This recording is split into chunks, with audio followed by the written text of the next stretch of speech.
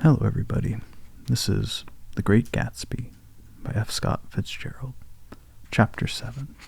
It was when curiosity about Gatsby was at its highest that the lights in his house failed to go on one Sunday night, and, as obscurely as it had begun, his career as Trimalchio was over.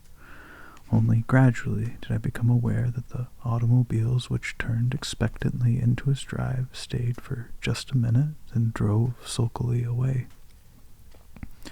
Wondering if he were sick, I went over to find out. An unfamiliar butler with a villainous face squinted at me suspiciously from the door. "Is Mr. Gatsby sick?" "Nope." After a pause he added "sir" in a dilatory, grudging way. I hadn't seen him around, and I was rather worried. "Tell him Mr. Carroway came over." "Who?" he demanded rudely. "Carroway." "Carroway. All right, I'll tell him." Abruptly he slammed the door. My friend informed me that Gatsby had dismissed every servant in his house a week ago and replaced them with half a dozen others, who never went into West Egg Village to be bribed by the tradesmen, but ordered moderate supplies over the telephone. The grocery boy reported that the kitchen looked like a pigsty, and the general opinion in the village was that the new people weren't servants at all. Next day, Gatsby called me on the phone. "Going away?" I inquired. "No, old sport. I hear you fired all your servants. I wanted somebody who wouldn't gossip. Daisy comes over quite often, in the afternoons." So the whole caravanserai had fallen in like a card house at the disapproval in her eyes. There's some people Wolfsheim wanted to do something for. They're all brothers and sisters. They used to run a small hotel. "I see." He was calling up at Daisy's request. Would I come to lunch to her house tomorrow? Miss Baker would be there. Half an hour later, Daisy herself telephoned and seemed relieved to find that I was coming. Something was up. And yet I couldn't believe that they would choose this occasion for a scene, especially for the rather harrowing scene that Gatsby had outlined in the garden. The next day was broiling, almost the last, certainly the warmest, of the summer. As my train emerged from the tunnel into sunlight, only the hot whistles of the National Biscuit Company broke the simmering hush at noon. The straw seats of the car hovered on the edge of combustion. The woman next to me perspired delicately for a while into her white shirtwaist, and then, as her newspaper dampened under her fingers, lapsed despairingly into deep heat with a desolate cry. Her pocketbook slapped to the floor. "Oh my," she gasped. I picked it up with a weary bend and handed it back to her, holding it at arm's length and by the extreme tip of the corners to indicate that I had no designs upon it, but everyone nearby, including the woman, suspected me just the same. "Hot," said the conductor to familiar faces. "Some weather. Hot, hot, hot. Is it hot enough for you? Is it hot? Is it?" My commutation ticket came back to me with a dark stain from his hand. That anyone should care in this heat, whose flushed lips he kissed, whose head made damp the pajama pocket over his heart. Through the hall of the Buchanan's house blew a faint wind, carrying the sound of the telephone bell out to Gatsby and me as we waited at the door. "The master's body," roared the butler into the mouthpiece. "I'm sorry, madame, but we can't furnish it. It's far too hot to touch this noon." What he really said was, "Yes, yes, I'll see." He set down the receiver and came towards us, glistening slightly to take our stiff straw hats. "Madame expects you in the saloon," he cried, needlessly indicating the direction. In this heat, every extra gesture was an affront to the common store of life. The room, shadowed well with awnings, was dark and cool. Daisy and Jordan lay upon an enormous couch, like silver idols, weighing down their own white dresses against the singing breeze of the fans. "We can't move," they said together. Jordan's fingers, powdered white over their tan, rested for a moment in mine. "And Mr. Thomas Buchanan, the athlete?" I inquired. Simultaneously I heard his voice, gruff, muffled, husky, at the hall telephone. Gatsby stood in the center of the crimson carpet and gazed around with fascinated eyes. Daisy watched him and laughed, her sweet, exciting laugh. A tiny gust of powder rose from her bosom into the air. "The rumor is," whispered Jordan, "that that's Tom's girl on the phone." We were silent. The voice in the hall rose high with annoyance. "Very well, then, I won't sell you the car at all. I'm under no obligations to you at all. And as for your bothering me about it at lunchtime, I won't stand it at all." "Holding down the receiver," said Daisy cynically. "No, he's not," I assured her. "It's a bona fide deal. I happen to know about it." Tom flung open the door, blocked out its space for a moment with his thick body, and hurried into the room. "Mr. Gatsby," he put out his hand with well-concealed dislike. "I'm glad to see you, Sir Nick." "Make us a cold drink," said Daisy. As he left the room again, she got up and went over to Gatsby and pulled his face down, kissing him on the mouth. "You know I love you," she murmured. "You forget there's a lady present," said Jordan. Daisy looked around doubtfully. "You kiss Nick, too? What a low, vulgar girl." "I don't care," cried Daisy, and began to clog on the brick fireplace. Then she remembered the heat and sat down guiltily on the couch just as a freshly laundered nurse leading a little girl came into the room. "Blessed precious," she crooned, holding out her arms. "Come to your own mother that loves you." The child, relinquished by the nurse, rushed across the room and rooted shyly into her mother's dress. "The blessed precious. Did mother get powder on your old yellowy hair? Stand up now and say howdy-do." Gatsby and I, in turn, leaned down and took the small, reluctant hand. Afterward, he kept looking at the child with surprise. I don't think he had ever really believed in its existence before. "I got dressed before luncheon," said the child, turning eagerly to Daisy. "That's because your mother wanted to show you off." Her face bent into a single wrinkle of the small white neck. "You dream, you absolute little dream." "Yes," admitted the child calmly. "Aunt Jordan's got a white dress, too." "How do you like Mother's friends?" Daisy turned her around so that she faced Gatsby. "Do you think they're pretty? Where's Daddy?" "She doesn't look like her father," explained Daisy. "She looks like me. She's got my hair and shape of the face." Daisy sat back upon the couch. The nurse took a step forward and held out her hand. "Come, Pammy. Goodbye, sweetheart." With a reluctant backward glance, the well-disciplined child held to her nurse's hand and was pulled out the door, just as Tom came back, preceding 4 gin rickeys that clicked full of ice. Gatsby took up his drink. "They certainly look cool," he said, with visible tension. We drank in long, greedy swallows. "I read somewhere that the sun's getting hotter every year," said Tom genially. "Seems that pretty soon the Earth's going to fall into the sun. Or, wait a minute, it's just the opposite. The sun's getting colder every year." "Come outside," he suggested to Gatsby. "I'd like you to have a look at the place." I went with them out to the veranda. On the green Sound, stagnant in the heat, one small sail crawled slowly toward the fresher sea. Gatsby's eyes followed it momentarily. He raised his hand and pointed across the bay. "I'm right across from you." "So you are." Our eyes lifted over the rose beds and the hot lawn and the weedy refuse of the dog days along shore. Slowly, the white wings of the boat moved against the blue, cool limit of the sky. Ahead lay the scalloped ocean and the abounding Blessed Isles. "There's sport for you," said Tom, nodding.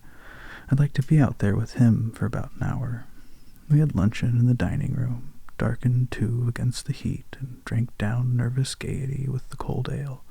"What do we do with ourselves this afternoon?" cried Daisy. "And the day after that, and the next 30 years. "Don't be morbid," Jordan said. "Life starts all over again when it gets crisp in the fall." "But it's so hot," insisted Daisy, on the verge of tears, "and everything's so confused. Let's all go to town." Her voice struggled on through the heat, beating against it, molding its senselessness into forms. "I've heard of making a garage out of a stable," Tom was saying to Gatsby. I'm the first man who ever made a stable out of a garage. Who wants to go to town? Demanded Daisy insistently. Gatsby's eyes floated toward her. Ah, she cried, you look so cool. Their eyes met, and they stared together at each other, alone in space. With an effort, she glanced down at the table. You always look so cool, she repeated. She had told him that she loved him, and Tom Buchanan saw. He was astounded. His mouth opened a little, and he looked at Gatsby and then back at Daisy as if he had just recognized her as someone he knew a long time ago. You resemble the advertisement of the man, she went on innocently. You know, the advertisement of the man? All right, broke in Tom quickly. I'm perfectly willing to go to town. Come on, we're all going to town. He got up, his eyes still flashing between Gatsby and his wife. No one moved. Come on, his temper cracked a little. What's the matter anyhow? If we're going to town, let's start. His hands, trembling with his effort at self-control, bore his lips the last of his glass of ale. Daisy's voice got us to our feet and out on the blazing gravel drive. Are we just going to go? She objected. Like this? Aren't we going to let anyone smoke a cigarette first? Everyone smoked all through lunch. Oh, let's have fun, she begged him. It's too hot to fuss. He didn't answer. Have it your own way, she said. Come on, Jordan. They went upstairs to get ready while we three men stood there shuffling the hot pebbles with our feet. A silver curve of the moon hovered already in the western sky. Gatsby started to speak, changed his mind, but not before Tom wheeled and faced him expectantly. Have you got your stables here? Asked Gatsby with an effort. About a quarter-mile down the road. Oh. A pause. I don't see the idea of going to town, broke out Tom savagely. Women get these notions in their heads. Shall we take anything to drink? Called Daisy from an upper window. I'll get some whiskey, answered Tom. He went inside. Gatsby turned to me rigidly. I can't say anything in this house, old sport. She's got an indiscreet voice, I remarked. It's full of... I hesitated. Her voice is full of money, he said suddenly. That was it. I'd never understood before. It was full of money. That was the inexhaustible charm that rose and fell in it, the jingle of it, the cymbal song of it. High in a white palace, the king's daughter, the golden girl.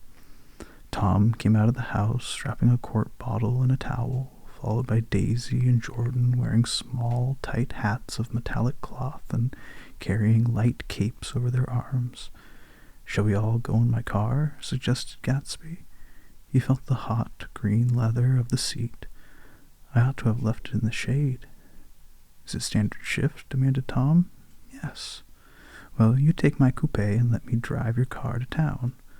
The suggestion was distasteful to Gatsby. I don't think there's much gas, he objected. Plenty of gas, said Tom boisterously. He looked at the gauge. And if it runs out, I can stop at a drugstore. You can buy anything at a drugstore nowadays. A pause followed this apparently pointless remark. Daisy looked at Tom frowning in an indefinable expression, at once defiantly unfamiliar and vaguely recognizable, as if I had only heard it described in words passed over Gatsby's face. Come on, Daisy, said Tom, pressing her with his hand towards Gatsby's car. I'll take you in this circus wagon.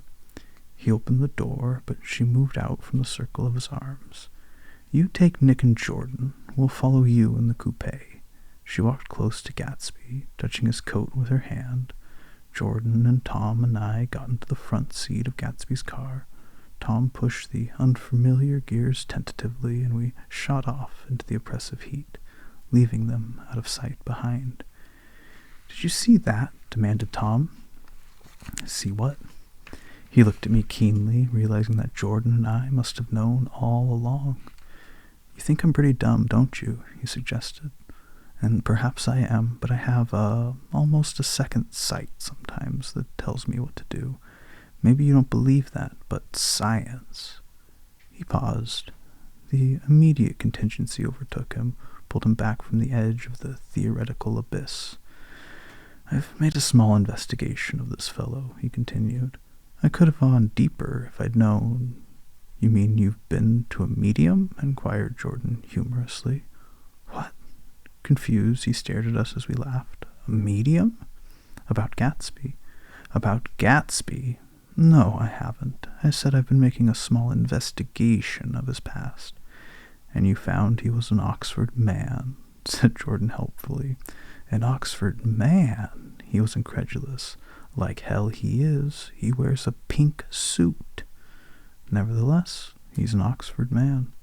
Oxford, New Mexico, snorted Tom contemptuously, or something like that. Listen, Tom, if you're such a snob, why did you invite him to lunch? Demanded Jordan crossly. Daisy invited him. She knew him before we were married. God knows where. We were all irritable now with the fading ale, and aware of it, we drove for a while in silence. Then as Dr. T.J. Eckelberg's faded eyes came into sight down the road, I remembered Gatsby's caution about gasoline. We've got enough to get us to town, said Tom. But there's a garage right there, objected Jordan. I don't want to get stalled in this baking heat. Tom threw on both brakes impatiently, and we slid to an abrupt, dusty spot under Wilson's sign. After a moment, the proprietor emerged from the interior of his establishment and gazed, hollow-eyed, at the car. Let's have some gas, cried Tom roughly. What do you think we stopped for? To admire the view? I'm sick, said Wilson without moving. Been sick all day. What's the matter? I'm all run down. Well, shall I help myself? Tom demanded. You sounded well enough on the phone. With an effort, Wilson left the shade in support of the doorway and, breathing hard, unscrewed the cap of the tank. In the sunlight, his face was green. I didn't mean to interrupt your lunch, he said, but I need money pretty bad, and I was wondering what you were going to do with your old car. How would you like this one? Inquired Tom. I bought it last week. It's a nice yellow one, said Wilson, as he strained at the handle. Like to buy it? Big chance. Wilson smiled faintly. No, but I could make some money on the other. What do you want to make money for, all of a sudden? I've been here too long. I want to get away. My wife and I want to go west. Your wife does, exclaimed Tom, startled. She's been talking about it for 10 years. He rested for a moment against the pump, shading his eyes. And now she's going, whether she wants to or not. I'm going to get her away. The coupe flashed by us with a flurry of dust and the flash of a waving hand. What do I owe you? Demanded Tom harshly. I just got wised up to something funny the last 2 days, remarked Wilson. That's why I want to get away. That's why I've been bothering you about the car. What do I owe you? $1.20. The relentless beating heat was beginning to confuse me, and I had a bad moment there before I realized that so far his suspicion hadn't alighted on Tom. He had discovered that Myrtle had some sort of life apart from him in another world, and the shock had made him physically sick. I stared at him, and then at Tom, who had made a parallel discovery less than an hour before, and it occurred to me that there was no difference between men in intelligence or race so profound as the difference between the sick and the well. Wilson was so sick that he looked guilty, unforgivably guilty, as if he'd just got some poor girl with child. I'll let you have the car, said Tom. I'll send it over tomorrow afternoon. That locality was always vaguely disquieting, even the broad glare of afternoon, and now I turned my head as though I had been warned of something behind. Over the ash heaps, the giant eyes of Dr. T.J. Eckelberg kept their vigil, but I perceived after a moment that the other eyes were regarding us less than 20 feet away. In one of the windows over the garage, the curtains had been moved aside a little, and Myrtle Wilson was peering down at the car. So engrossed was she that she had no consciousness of being observed, and one emotion after another crept into her face like objects into a slowly developing picture. Her expression was curiously familiar.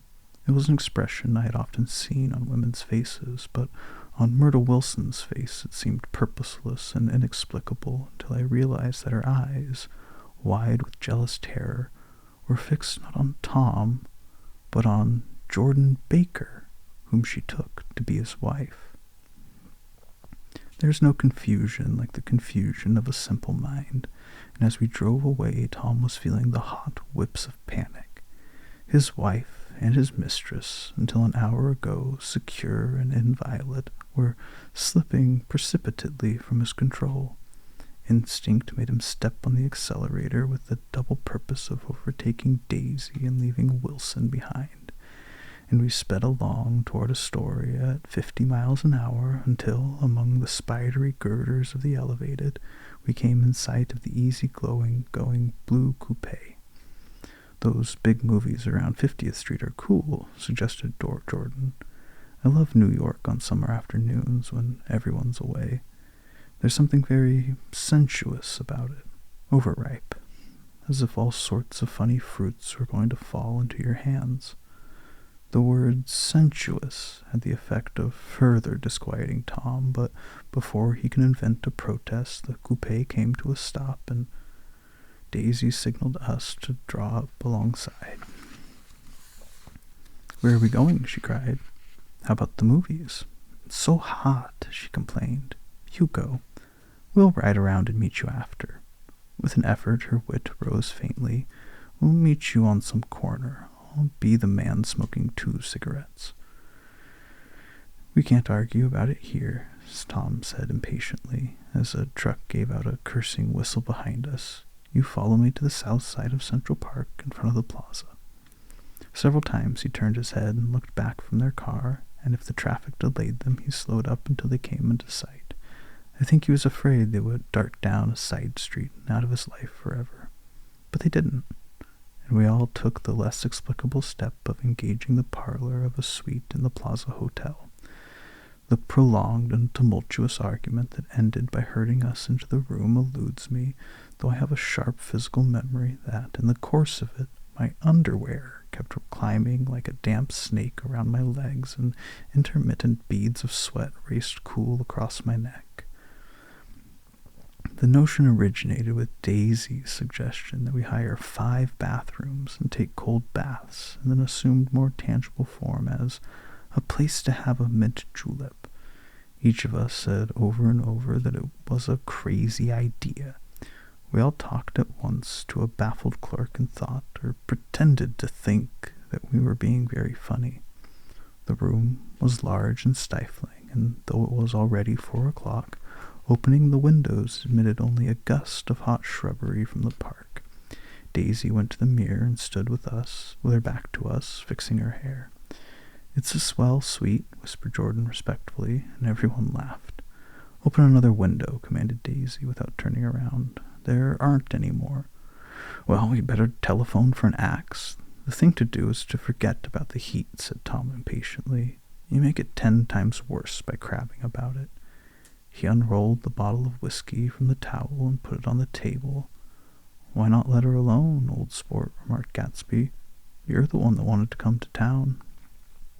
There was a moment of silence. The telephone book slipped from its nail and splashed to the floor, whereupon Jordan whispered, "Excuse me." But this time, no one laughed. "I'll pick it up," I offered. "I've got it."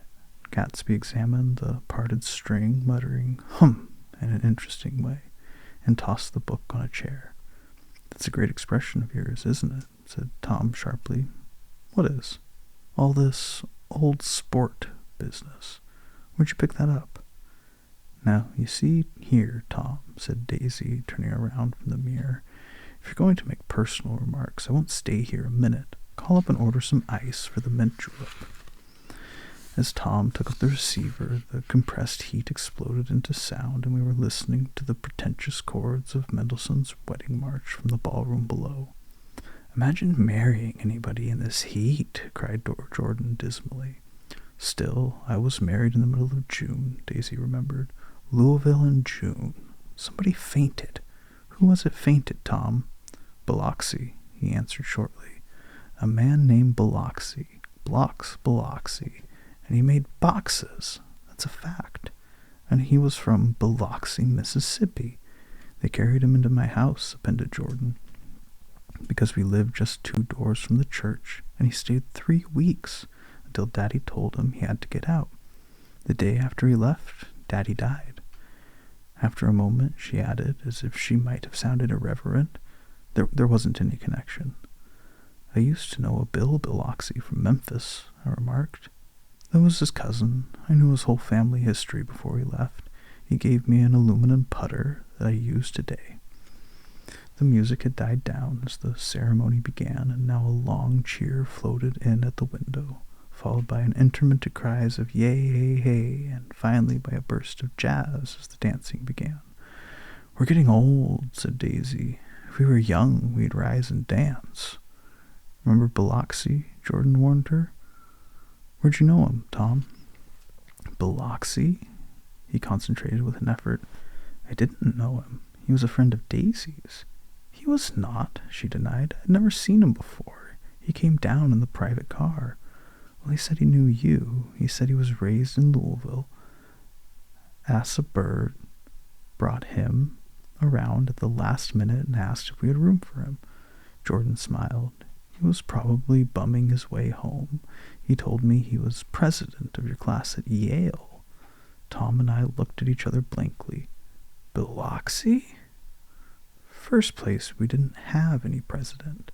Gatsby's foot beat a short, restless tattoo, and Tom eyed him suddenly.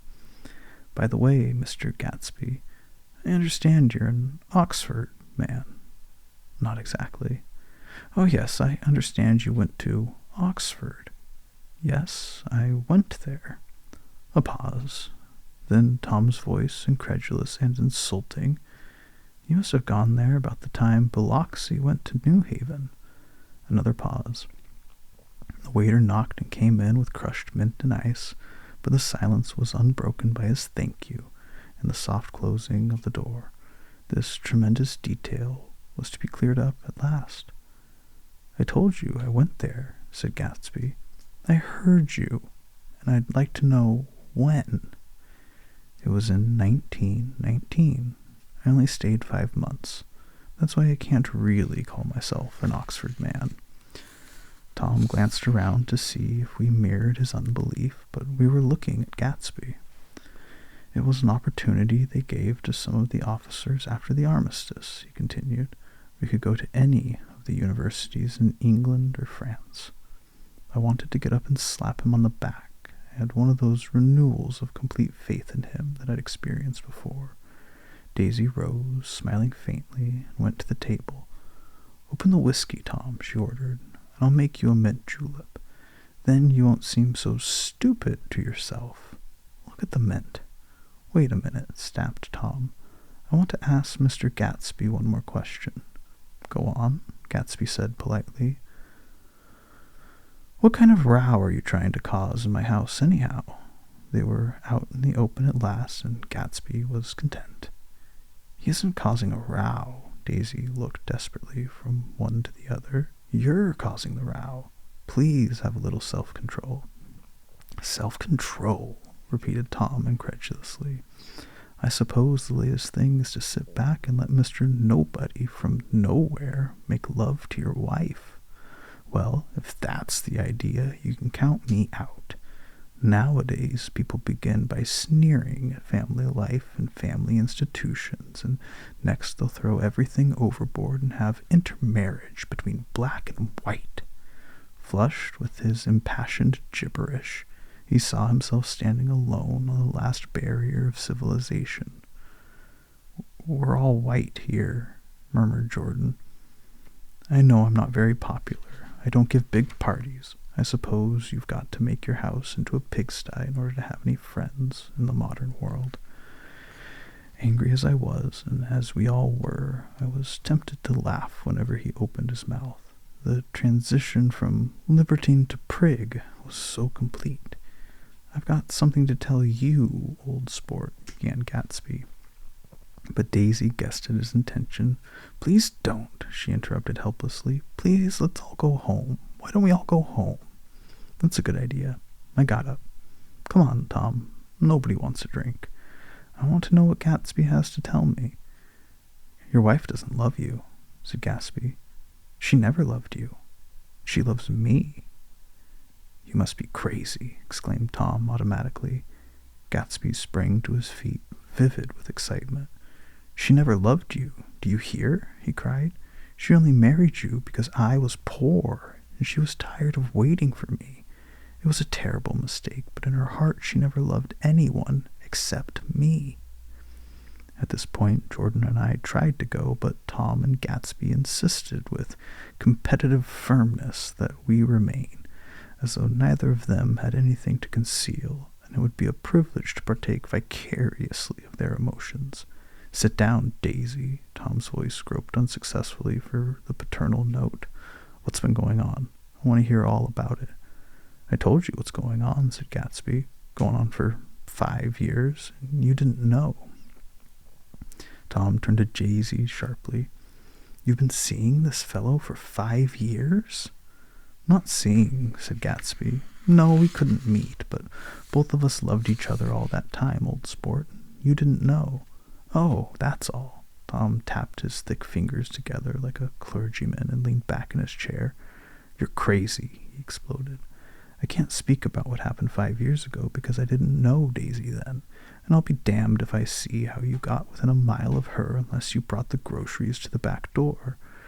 But all the rest of that's a goddamn lie. Daisy loved me when she married me, and she loves me now."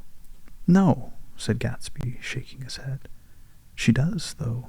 The trouble is that sometimes she gets foolish ideas in her head, and she doesn't know what she's doing." He nodded sagely. "And what's more, I love Daisy too. Once in a while I go off on a spree and make a fool of myself, but I always come back, and in my heart I love her all the time." "You're revolting," said Daisy. She turned to me, and her voice, dropping an entire octave lower, filled the room with thrilling scorn. "Do you know why we left Chicago? I'm surprised they didn't treat you to the story of that little spree." Gatsby walked over and stood beside her. "Daisy, that's all over now," he said earnestly. "It doesn't matter anymore. Just tell him the truth, that you never loved him, that it's all wiped out forever." She looked at him blindly. "Why? How could I love him, possibly? You never loved him." She hesitated. Her eyes fell on Jordan and me with a sort of appeal, as though she realized at last what she was doing, as though she had never all along intended doing anything at all. But it was done now. It was too late. "I never loved him," she said, with perceptible reluctance. "Not at Capulani?" demanded Tom suddenly. "No." From the ballroom beneath, muffled and suffocating chords were drifting up on hot waves of air. "Not that day I carried you down from the punch bowl to keep your shoes dry?" There was a husky tenderness in his tone. "Daisy?" "Please don't." Her voice was cold, but the rancor was gone from it. She looked at Gatsby. "There, Jay," she said, but her hand, as she tried to light a cigarette, was trembling. Suddenly she threw the cigarette and the burning match on the carpet. "Oh, you want too much," she cried to Gatsby. "I love you now. Isn't that enough? I can't help what's past." She began to sob helplessly. "I did love him once, but I loved you too." Gatsby's eyes opened and closed. "You loved me too?" he repeated. "Even that's a lie," said Tom savagely. "She didn't know you were alive. Why, there are things between Daisy and me you'll never know, things that neither of us can ever forget." The words seemed to bite physically into Gatsby. "I want to speak to Daisy alone," he insisted. "She's all excited now." "Even alone, I can't say I never loved Tom," she admitted in a pitiful voice. "It wouldn't be true." "Of course it wouldn't," agreed Tom. She turned to her husband. "As if it mattered to you," she said. "Of course it mattered. I'm going to take better care of you from now on." "You don't understand," said Gatsby with a touch of panic. "You're not going to take care of her any more." "I'm not." Tom opened his eyes wide and laughed. He could afford to control himself now. "Why's that?" "Daisy's leaving you." "Nonsense." "I am, though," she said with a visible effort. "She's not leaving me." Tom's words suddenly leaned down over Gatsby. "Certainly not for a common swindler who'd have to steal the ring he put on her finger. "I won't stand for this," tried Daisy. "Oh, please, let's get out." "Who are you, anyhow?" broke out Tom. "You're one of that bunch that hangs with the Meyer Wolfsheim. That much I happen to know. I've made a little investigation into your affairs, and I'll carry it further tomorrow. You can suit yourself about that, old sport," said Gatsby steadily. "I found out what your drug stores were." He turned to us and spoke rapidly. "He and this Wolfsheim bought up a lot of side street drug stores here and in Chicago and sold grain alcohol over the counter. That's one of his little stunts. I picked him for a bootlegger the first time I saw him, and I wasn't far wrong." "What about it?" said Gatsby politely. "I guess your friend Walter Chase wasn't too proud to come in on it. And you left him in the lurch, didn't you? You let him go to jail for a month over in New Jersey. God, you ought to hear Walter on the subject of you. He came to us dead broke. He was very glad to pick up some money, old sport." "Don't call me old sport," cried Tom. Gatsby said nothing. "Walter could have you up on the betting laws too, but Wolfsheim scared him into shutting his mouth." That unfamiliar yet recognizable look was back again in Gatsby's face. "That drugstore business was just small change," continued Tom slowly, "but you've got something on now that Walter's afraid to tell me about." I glanced at Daisy, who was staring terrified between Gatsby and her husband, and at Jordan, who had begun to balance an invisible but absorbing object on the tip of her chin. Then I turned back to Gatsby and was startled at his expression.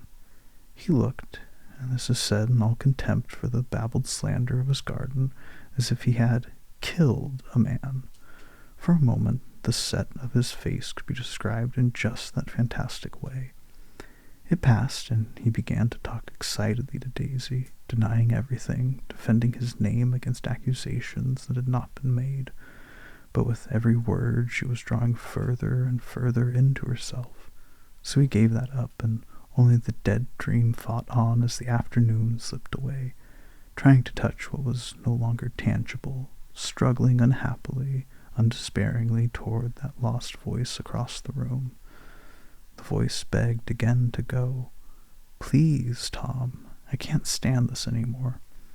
Her frightened eyes told that whatever intentions, whatever courage she had had were definitely gone. "You two start on home, Daisy," said Tom, "in Mr. Gatsby's car." She looked at Tom, alarmed now, but he insisted with magnanimous scorn. "Go on. He won't annoy you. I think he realized that his presumptuous little flirtation is over." They were gone, without a word, snapped out, made accidental, isolated, like ghosts, even from our pity. After a moment, Tom got up and began wrapping the unopened bottle of whiskey in the towel. "Want any of this stuff? Jordan? Nick?" I didn't answer. "Nick?" he asked again. "What? Want any?" "No. I just remembered that today's my birthday." I was 30. Before me stretched the pretentious, menacing road of a new decade. It was 7 o'clock, and when we got into the coupe with him and started for Long Island, Tom talked incessantly, exulting and laughing, but his voice was as remote from Jordan and me as the foreign clamor on the sidewalk or the tumult of the elevated overhead. Human sympathy has its limits, and we were content to let all their tragic arguments fade with the city lights behind. 30. The promise of a decade of loneliness. A thinning list of single men to know. A thinning briefcase of enthusiasm. Thinning hair. But there was Jordan beside me, who, unlike Daisy, was too wise ever to carry well-forgotten dreams from age to age. As we passed over the dark bridge, her wan face fell lazily against my coat shoulder, and the formidable stroke of 30 died away with the reassuring pressure of her hand. So we drove on toward death through the cooling twilight. The young Greek, Michaelis, who ran the coffee joint beside the ash heaps, was the principal witness at the inquest. He had slept through the heat until after 5, when he strolled over to the garage and found George Wilson sick in his office, really sick. pale as his own pale hair and shaking all over. Nicholas advised him to go to bed, but Wilson refused, saying that he'd miss a lot of business if he did.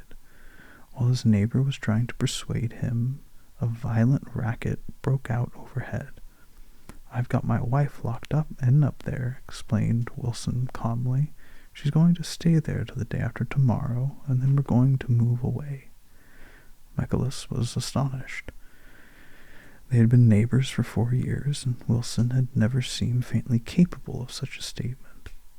Generally, he was one of those worn-out men. When he wasn't working, he sat on a chair in the doorway and stared at the people and the cars that passed along the road. When anyone spoke to him, he invariably laughed in an agreeable, colorless way. He was his wife's man, not his own. So naturally, Nicholas tried to find out what had happened, but Wilson wouldn't say a word. Instead, he began to throw curious, suspicious glances at his visitor and ask him what he'd been doing at certain times on certain days. Just as the latter was getting uneasy, some workmen came past the door bound for his restaurant, and Nicholas took the opportunity to get away, intending to come back later. But he didn't. He supposed he forgot to, that's all. But when he came outside again, a little after 7, he was reminded of the conversation because he heard Mrs. Wilson's voice, loud and scolding, downstairs in the garage. "Beat me," he heard her cry. "Throw me down and beat me, you dirty little coward." A moment later, she rushed out into the dusk, waving her hands and shouting. Before he could move from his door, the business was over. The death car, as the newspapers called it, didn't stop. It came out of the gathering darkness, wavered tragically for a moment, and then disappeared around the next bend. Nicholas wasn't even sure of its color. He told the first policeman that it was light green.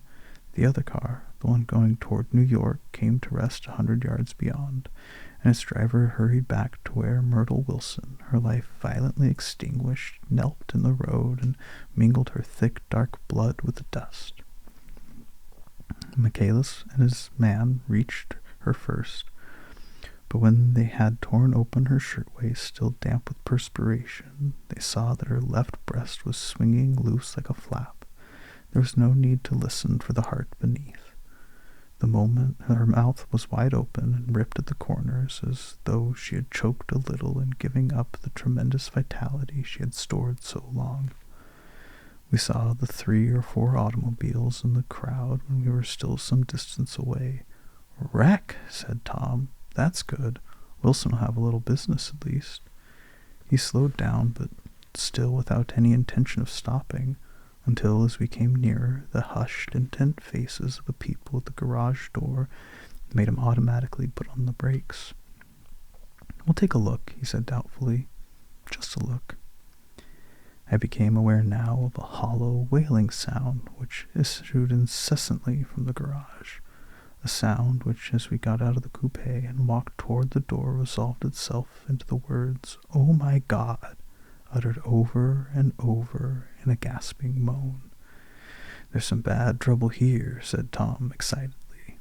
He reached up on tiptoes and peered over a circle of heads into the garage, which was lit only by a yellow light and a swinging wire basket overhead.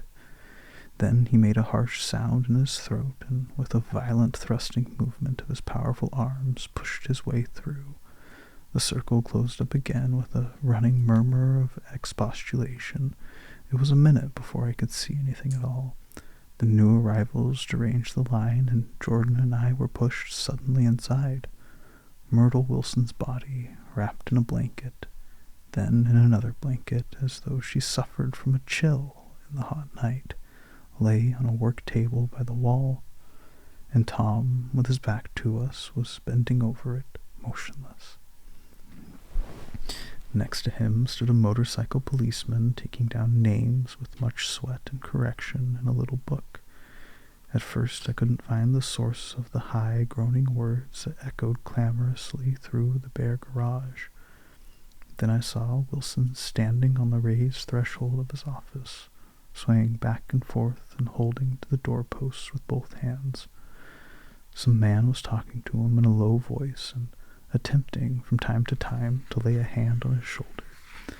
But Wilson neither heard nor saw. His eyes would drop slowly from the swinging light to the laden table by the wall, and then jerk back to the light again, and he gave out incessantly his high, horrible call, "Oh my God, oh my God, oh my God, oh my God."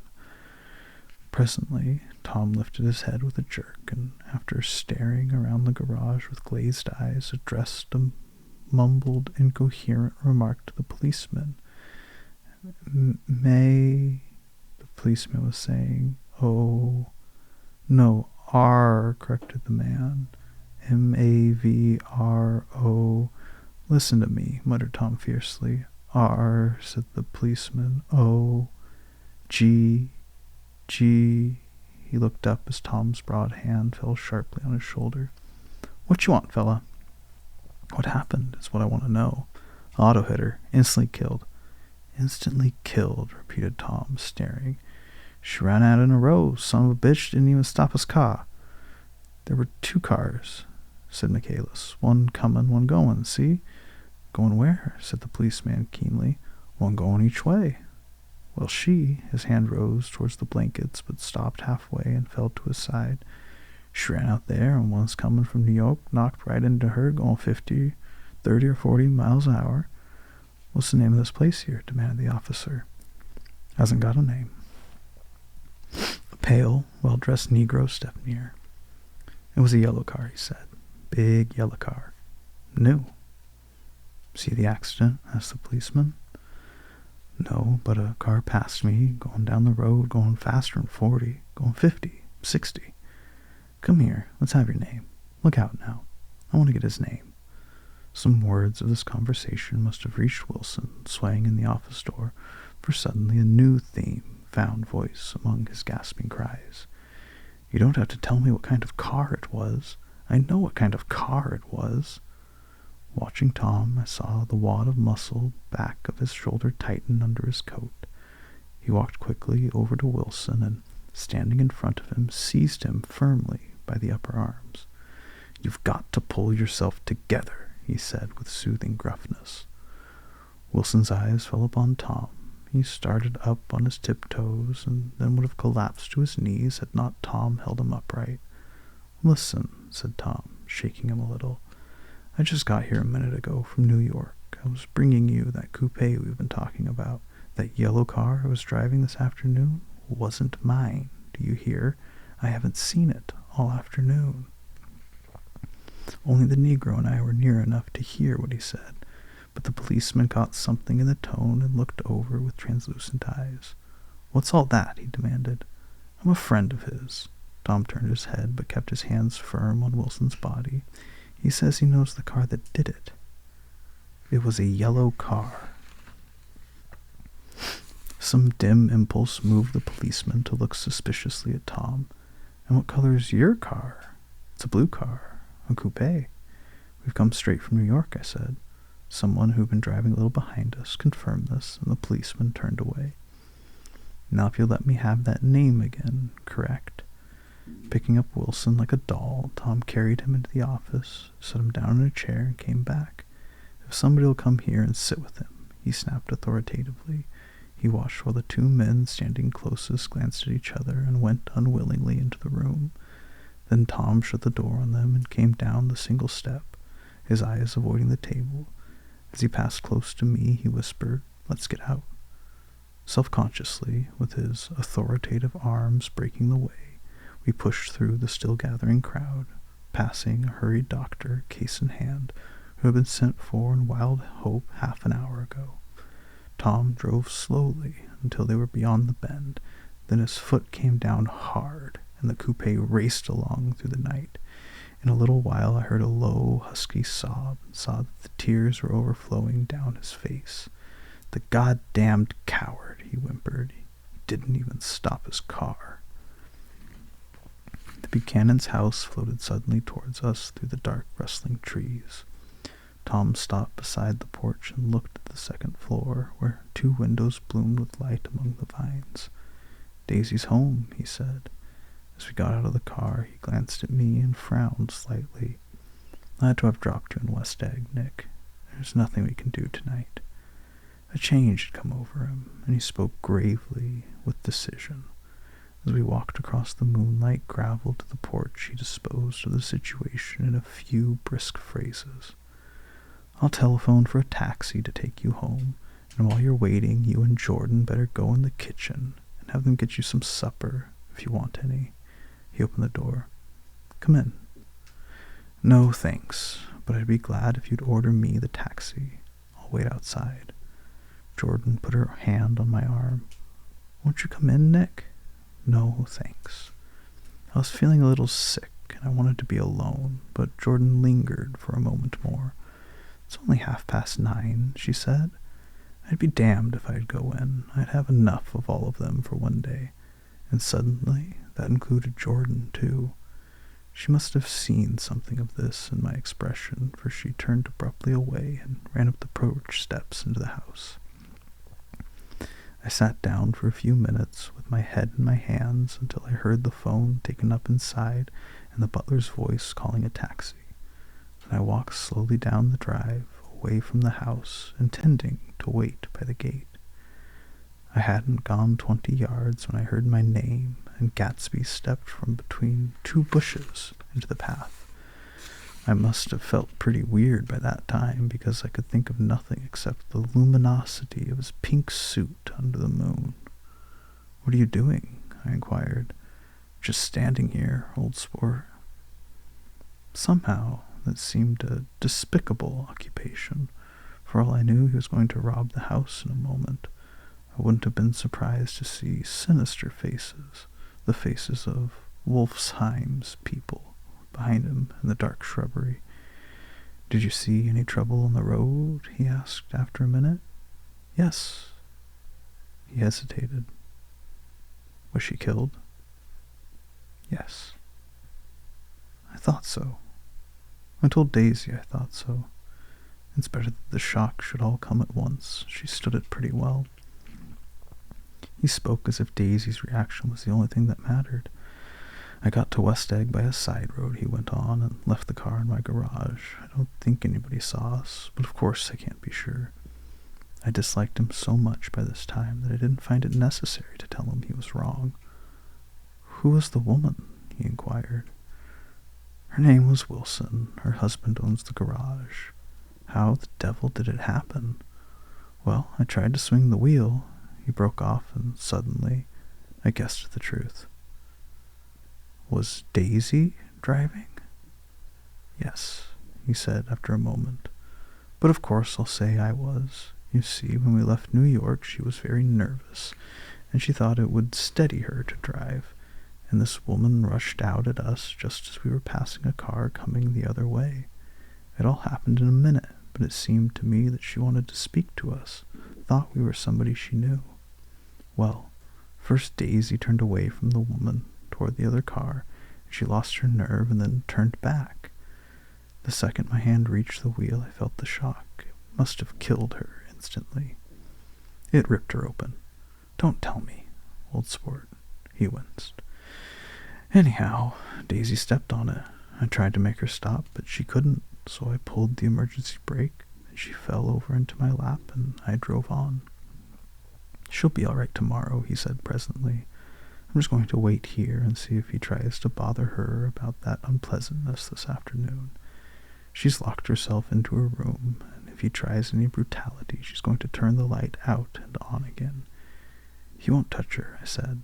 He's not thinking about her. I don't trust him, old sport. How long are you going to wait? All night, if necessary. Anyhow, do they all go to bed? A new point of view occurred to me. Suppose Tom found out that Daisy had been driving. He might think he saw a connection in it. He might think anything. I looked at the house. There were 2 or 3 bright windows downstairs, and the pink glow from Daisy's room on the second floor. You wait here, I said. I'll see if there's any sign of a commotion. I walked back along the border of the lawn, traversed the gravel softly, and tiptoed up the veranda steps. The drawing-room curtains were open, and I saw that the room was empty. Crossing the porch where we had dined that June night 3 months before, I came to a small rectangle of light, which I guessed was the pantry window. The blind was drawn, but I found a rift at the sill.